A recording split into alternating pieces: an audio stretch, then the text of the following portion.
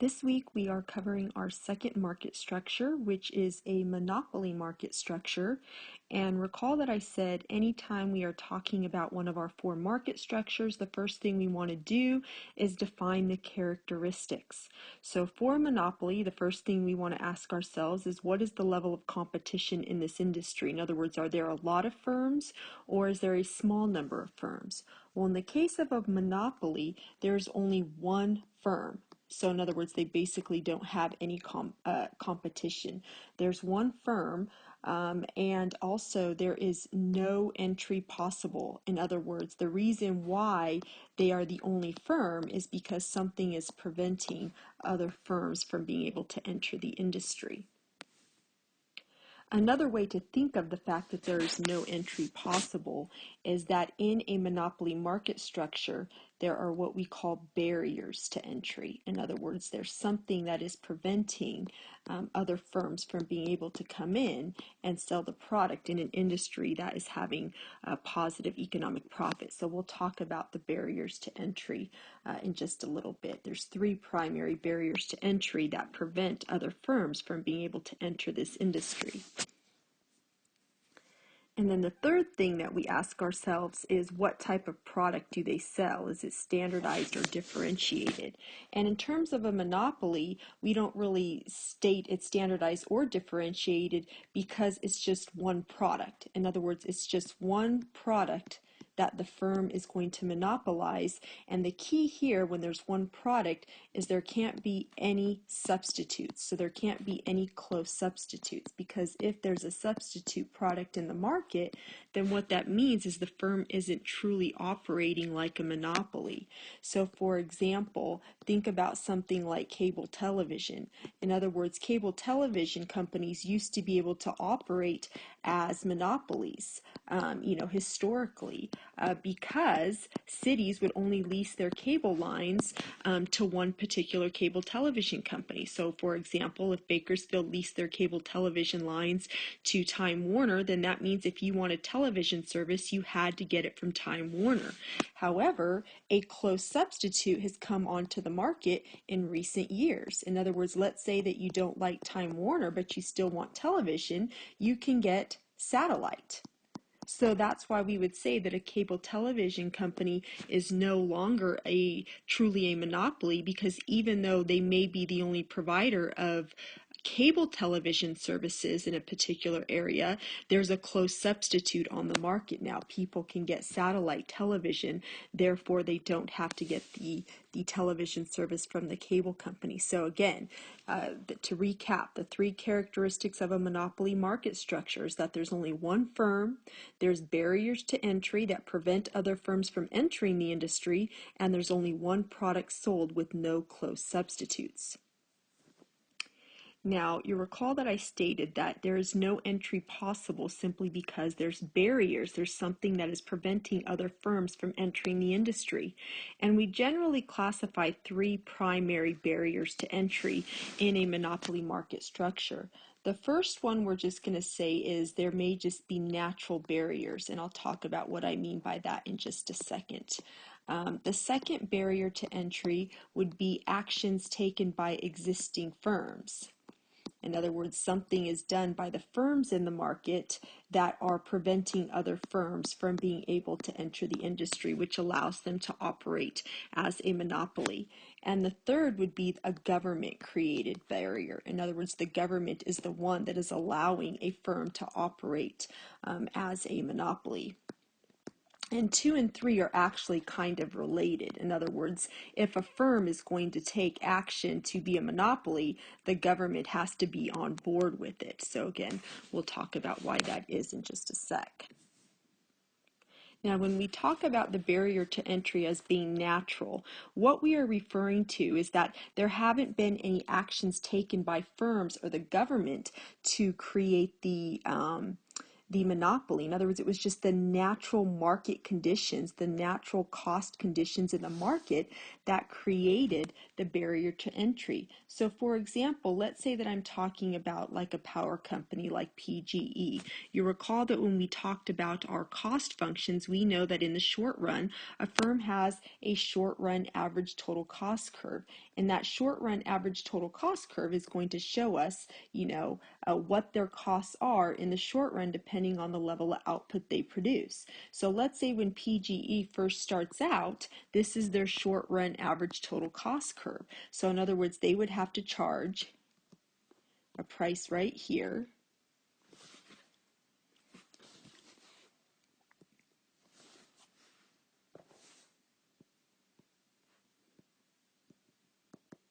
And then they would be able to produce a quantity of output right here. And then we know in the long run what can happen is firms can expand, or what we learned is they can scale up. So let's say PGE builds another power grid, so they scale up the size of their firm.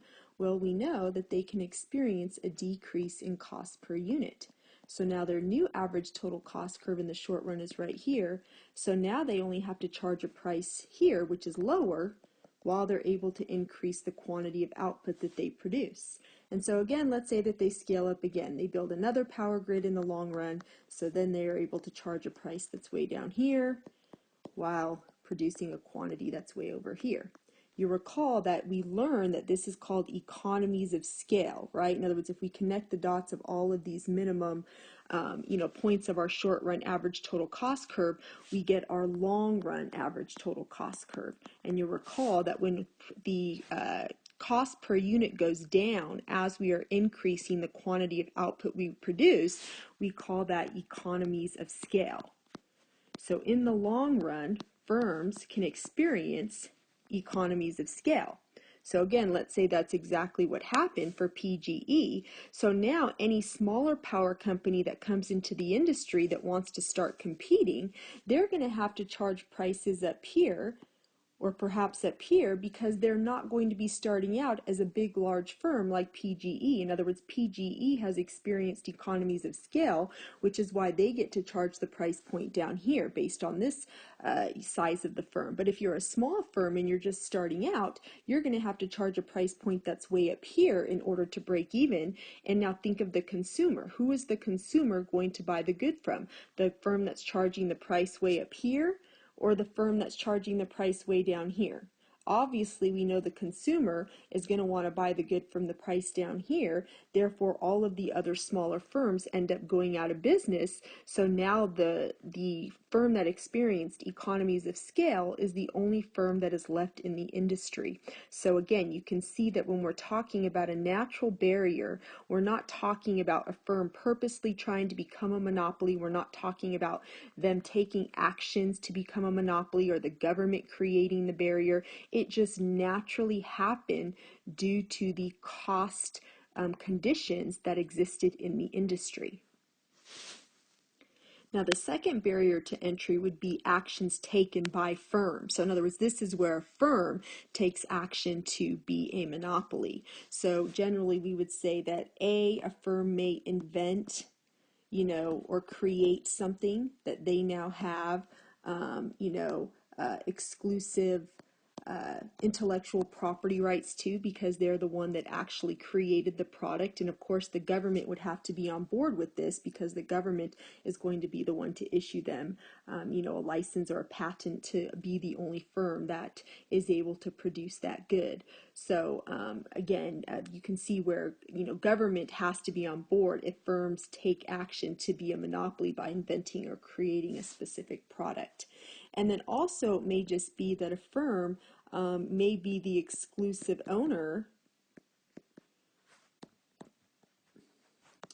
of a natural resource. In other words, maybe it's not something that was created or invented, but let's say, for example, that one firm actually is the only firm in the world that has ownership over a specific resource. Well, then they would be able to operate as a monopoly. So the textbook gives an example where they talk about a specific clay that is very popular in pottery, that is only found in New Mexico. It's never been found anywhere else in the world. Therefore, as of right now, in the short run, that firm firm, that landowner who owns that land where that clay is found, gets to operate as a monopoly because nobody else has any ownership rights to that particular clay. That landowner is the only person that has the exclusive property rights, so he or she gets to maintain, the sale of the clay as a monopoly.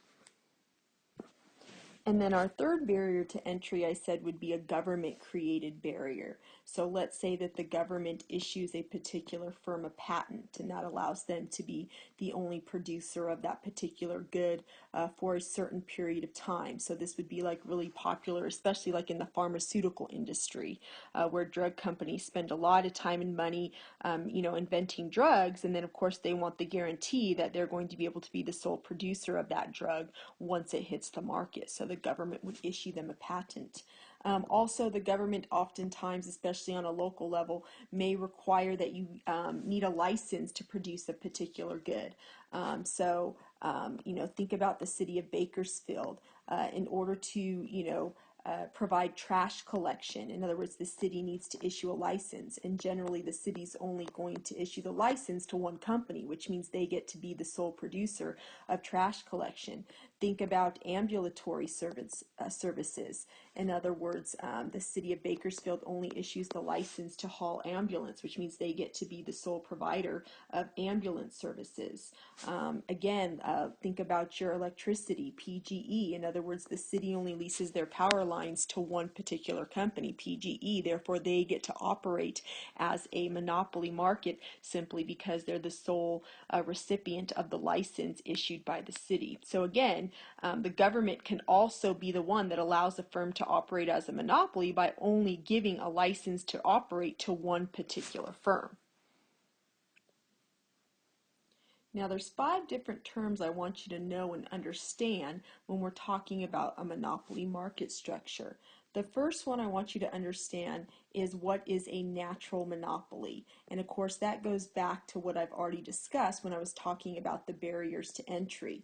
In other words, a natural monopoly is simply going to be a monopoly that occurs naturally in the industry, generally due to the cost environment. So again, think of economies of scale. In the long run, firms can experience economies of scale which allow them to produce a good at a lower cost, and so all of the smaller firms are going to end up going out of business. So again, that's what a natural monopoly is it just naturally occurred in the market due to the cost conditions in the industry.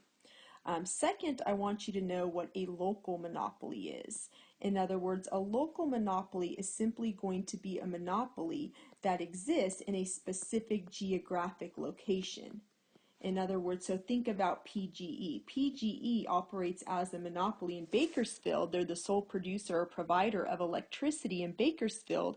However, they're not the only electricity provider in the entire world. In other words, they only operate as a local monopoly. And then the third term I want you to understand is regulated monopoly. A regulated monopoly is basically going to be a monopoly firm that the government now gets to prescribe pricing and output. In other words, once a firm becomes a monopoly and they're not going to face any competition in the industry, the government now is going to come in and make sure that that firm is only charging a price that gives them a normal rate of return, or again, zero economic profit. In other words, we can't allow firms to just operate with no competition without any kind of regulation, because then there's the chance that they'll jack the price up and have above normal profit margins, for particular goods. So again, regulated monopoly just means the government gets to now come in and prescribe the pricing and output of the goods. So obviously think of electricity, think of your water rates, things like that. The government regulates the prices that those monopolies get to charge. Another term that I want you to understand is what we call monopoly power. If a firm has monopoly power, all that means is that they are a price maker.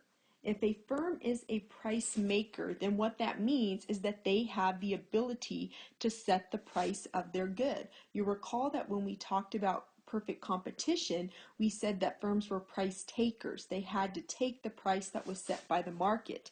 But if you are a price maker, all that means is that you have a downward sloping demand curve that looks like so. So you have the ability to set the price of your product. I can set the price up here. I can set the price down here. In other words, I don't have to take a price that is set by the industry. I am the industry. So the demand curve facing the industry is also the firm's demand curve, and they get to set the price of their product. So that's all a price maker is somebody that has a downward sloping demand curve and has the ability to set their own price.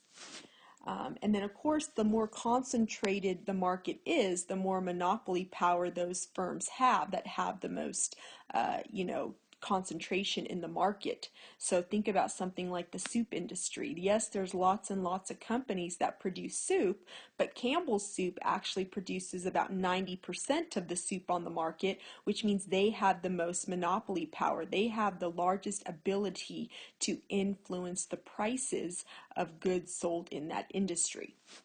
And then the fifth term that I want you to know is something that we call monopolization.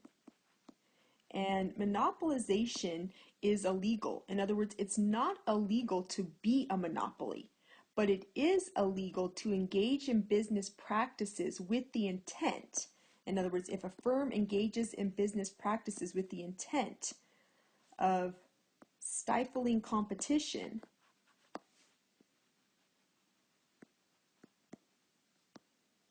and putting competitors out of business. In other words, if you just naturally become a monopoly, that's okay. But if you intend to monopolize an industry by engaging in business practices with the intent of hurting competition and putting your competitors out of business, that is against the law. So in other words, we have antitrust policy that regulates, competition in the marketplace. And if a firm believes that another firm has engaged in anti-competitive business practices, they can take them to court and accuse them of monopolization. So there's been a few high-profile cases in the last 20, 30 years where firms have done that. The one that most often comes to mind would be the Microsoft case, in which Microsoft was accused of attempting to monopolize the industry in terms of browsers. Okay, so before I get into how a firm maximizes profit for a monopoly market structure, let's just review our graphs.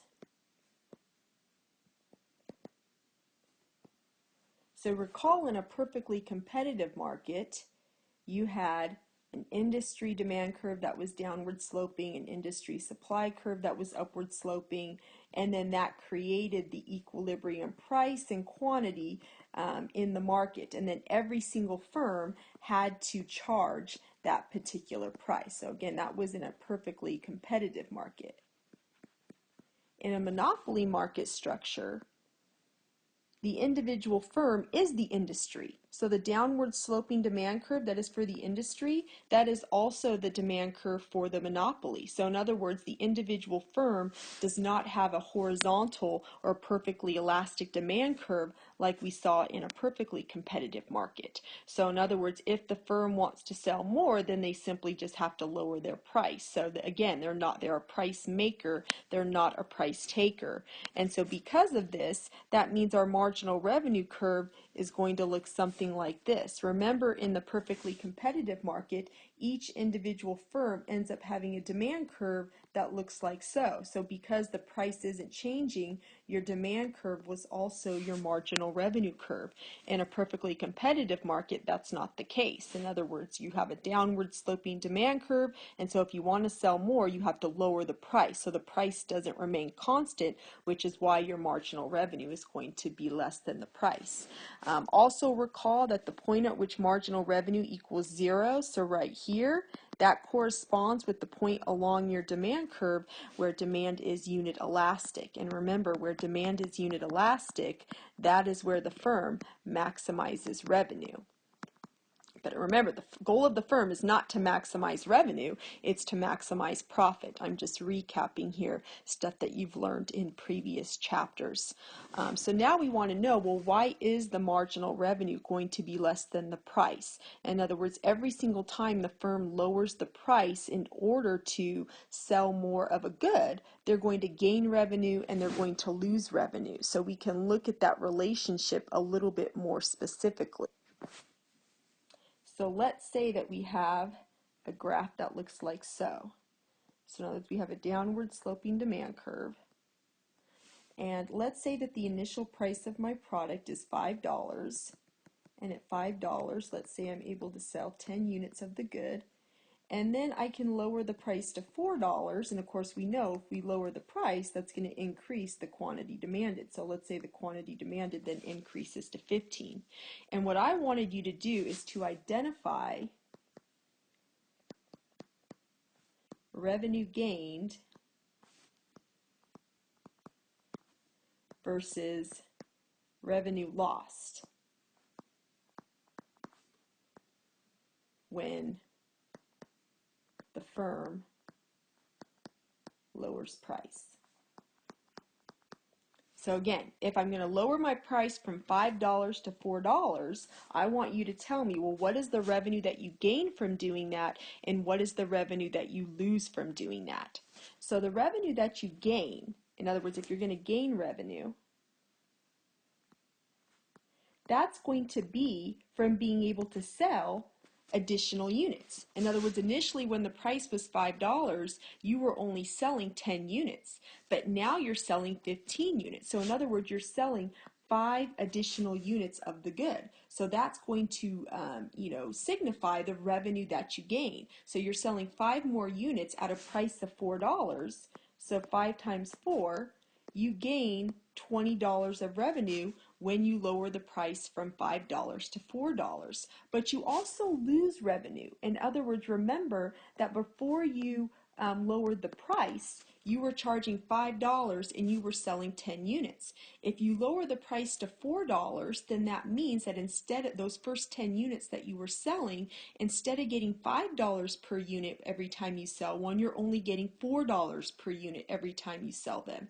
So in other words, you have to look and see how many were you selling before you lowered the price, and you were selling 10 units, and then what's the difference between what you were selling them for and what you're selling them for now. So you were selling them for $5, now you're only selling them for $4 because you lowered the price. So the difference is $1.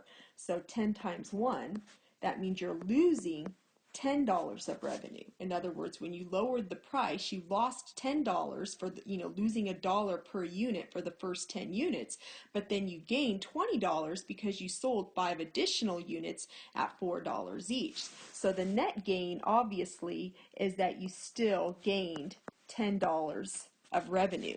So if we're lowering the price and our revenue is increasing, we also know, in other words, we're going from here to here along our demand curve and our revenue is increasing, that means that we're still in the elastic region of demand. Because remember, if you lower the price and your revenue increases, that means that demand is still elastic.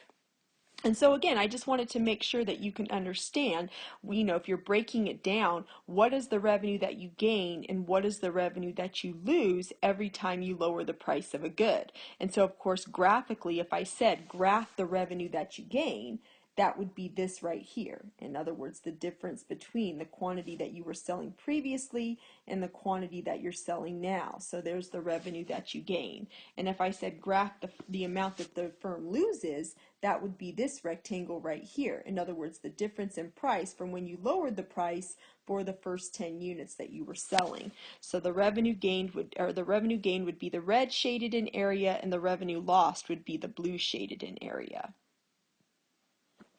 Now let's look at how a firm that operates as a monopoly is going to maximize their profits. And recall that I said that every firm maximizes profits the same way. They're going to produce where marginal revenue equals increasing marginal cost. So again, we have our demand curve like so. Let's say we have a marginal revenue curve like so. have a marginal cost curve like so. And let's say that we have an average total cost curve like so. Okay, so the first thing that we want to do is find the point where marginal revenue equals marginal cost. That's going to be right here. That tells us the quantity that we're going to produce. And then to know the price that we're going to charge, we need to see, well, what price point along our demand curve corresponds with the quantity demanded of 10. So we pull it up to our demand curve right here, and then that is going to tell us that the price that we charge. So in this case, let's say the price is going to be $10. So now I can calculate my total revenue, because total revenue is simply price times quantity.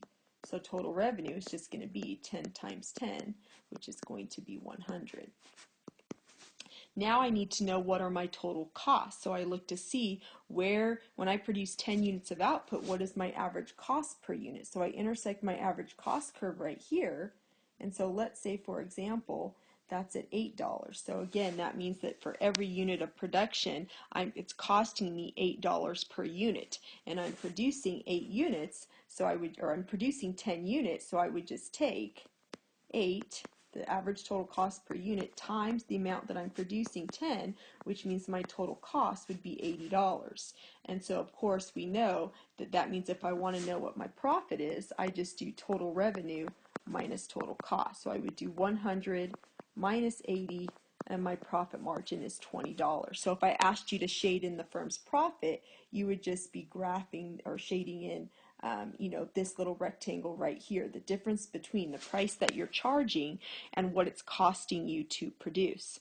Now, in a perfectly competitive market, remember that we stated that anytime a firm is having positive economic profit, that's going to induce other firms to enter the industry, and it's going to drive their profit margin back down. However, in a monopoly market structure, there's barriers to entry. So this firm can have positive economic profit, and then they continue to have positive economic profit because of the barriers to entry. No other firms are going to enter the industry and drive the price back down. So in a monopoly market structure, firms can have positive economic profit in the long run, because there's barriers to entry. So in other words, that's one of the fundamental differences between a monopoly market structure and a perfectly competitive market is the profits that can be earned. Perfectly competitive firms can only have normal profits in the long run, whereas monopolies can have above normal profits in the long run. Now, just because a monopoly is, or a firm operates as a monopoly, doesn't mean that they'll always have positive economic profit. In other words, they still have to deal with changing costs or changes in consumer demand that can alter their profit margins and potentially give them negative economic profit. So let's say we were looking at an industry that looked like this.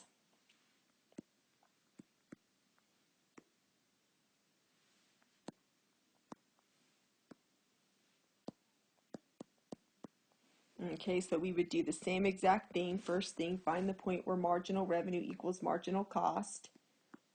Pull it up to our demand curve to see what price we're going to charge. And then in this case, notice that our average cost per unit is actually higher than the price that we're charging, because our price is $10. However, we intersect our average total cost curve way up here. So let's say that means that our cost per unit is like $12. So in other words, in this case, the firm is losing money. In other words, if I asked you to shade in the firm's profit or loss, you would actually be shading in this area right here as a loss. In other words, the amount of money that they're losing by producing. Because again, I can calculate their total revenue, which is just 10 times 10. $100. I can calculate out their total cost. In other words, their total cost is going to be $12 per unit times 10, so 120. So their profit is going to be 100 minus 120, So again, they're actually losing $20. So in other words, they're having negative economic profit. And so when this occurs, they're going to do the same thing that every firm does. They have to see, well, can I cover my variable cost in the short run? Because remember, the minimum point of the average total cost curve is our break-even price, but we need to know what are our variable costs because that's our shutdown price. So I need one more graph on this, or yeah, one more curve on this graph to know whether or not this firm should shut down or produce.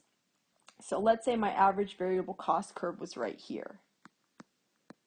So again, I need to come and see, well, where do I intersect my average variable cost curve? So it looks like it's about right there. So let's say, for example, that's at like $8. Well, because the fact that I'm charging a price that's higher than my shutdown price, that means that this firm will produce in the short run. In other words, my loss would be greater if I actually shut down because I can cover all of my variable costs. My variable costs per unit are $8 and I'm charging $10, which means not only can I cover my variable cost, I have $2 left over to help cover the fixed cost per unit. So in other words, this firm would continue to produce in the short run because they can cover their average variable cost. But of course, they would go through the same analysis as any firm to see whether or not the long-term outlook is good. If the long-term outlook isn't good and they don't believe that costs are going to come down or demand is going to increase, then they're going to exit the industry in the long run. What I want to do now is to compare the market outcomes for a perfectly competitive industry versus a monopoly industry. And what we're going to see is that the perfectly competitive industry is going to have a more efficient outcome than a monopoly industry. So in a perfectly competitive industry, again, we have our downward sloping demand curve like so, our upward sloping supply curve like so, and then the point at which they intersect, that becomes the price that all consumers pay. So you recall that we learned that this area up here would be called the consumer surplus. In other words, the difference between what consumers are willing to pay and what they actually paid. And then you recall down here, this is what we called the producer surplus, the difference between what producers would have been willing to accept for payment and what they actually got to charge. So in other words, the consumer surplus is quite large in a perfectly competitive market. And then of course we can see that this is the price that consumers will get charged, and this is the quantity of output that the firms are going to produce in a perfectly competitive market structure. Now let's say that that same market now becomes a monopoly. Rather than having lots of firms providing the product, we're just going to have one firm provide the product. So again, it starts out like this as perfect competition, but now it becomes a monopoly market structure. So again, now instead of having a marginal revenue curve that's a horizontal line, we're going to have a marginal revenue curve that's below the demand curve like so. In other words, because now the firm is a price maker, they get to set the price. So in other words, now what we're going to do is see that instead of producing here, like we did in right here, we're going to produce over here. In other words, this is the point where marginal revenue equals marginal cost now. So this is the quantity of output that gets produced in a monopoly market structure, and this is the price that is ultimately going to get charged. So notice that if this market was still perfectly competitive, they would be charging this price down here and producing this quantity of output over here. So in other words, in a monopoly market structure, the firms produce less and charge a higher price than they would in a perfectly competitive market structure. So again, it's much less efficient. Also notice what happened to the size of the consumer surplus. Now the difference between the price that we would have been willing to pay and what we actually paid has gotten smaller because the price is higher. So this is the area of our consumer surplus now. It has gotten much smaller. And then previously, this was part of the consumer surplus, but now that the firm is charging that higher price, that surplus gets transferred to the firm because of the fact that they're charging a higher price. So we lose part of our surplus to the firm. And then also notice over here, because this production is no longer taking place, in other words, this little triangle right here, that used to be part of the consumer and producer surplus, but that's no longer being produced. That's just lost output now because the firm has decreased the amount of output that they produce in order to maximize profits. So what we call that is deadweight loss. In other words, that's loss of production in society, or loss of surplus in society to both the consumer and the firm, simply because the firm has cut back on the amount of output that they produce. So again, when we compare a perfectly competitive market to a monopoly market structure side by side, what we see is that a monopoly market structure is less efficient. They produce less output and charge a higher price than the perfectly competitive market structure.